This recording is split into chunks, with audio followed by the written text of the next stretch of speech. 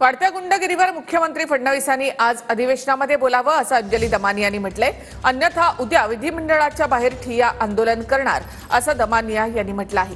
सतीश भोसले माझाच कार्यकर्ता, मी नाकारत नाही असं सुरेश धस यांनी म्हटलं आहे। पीडितांनी समोर येऊन त्याच्यावर गुन्हा दाखल करावा असं देखील सुरेश धसांनी म्हटलंय। देवेंद्र फडणवीसांना जर असा महाराष्ट्र नको असेल तर त्यांनी आज अधिवेशनात याच्यावर स्टेटमेंट करायला हवं, नाहीतर मी अधिवेशनाच्या बाहेर येऊन तिथे मी प्रोटेस्टला बसेन जोपर्यंत देवेंद्र फडणवीस याच्यावर स्टेटमेंट करत नाहीत की हे महाराष्ट्रात आता कुठेही चालू दिलं जाणार नाही, तोपर्यंत मी तिथे बसून राहीन असं मी त्यांना आवाहन करते। आजचा दिवस मी वाट बघणार आहे, उद्या सकाळी मी अधिवेशनाच्या बाहेर तिथे ठिय्या देऊन बसणार आहे। आणि हे जे सगळे फोटो आहेत, हे सगळे फोटो, हे बघा, हा बॉस, हा फोटो बघा, हा फोटो बघा, हे सगळे फोटो मी तिथे घेऊन बसणार आहे आणि अशा लोकांवर कारवाई करा अशी मागणी करणार आहे।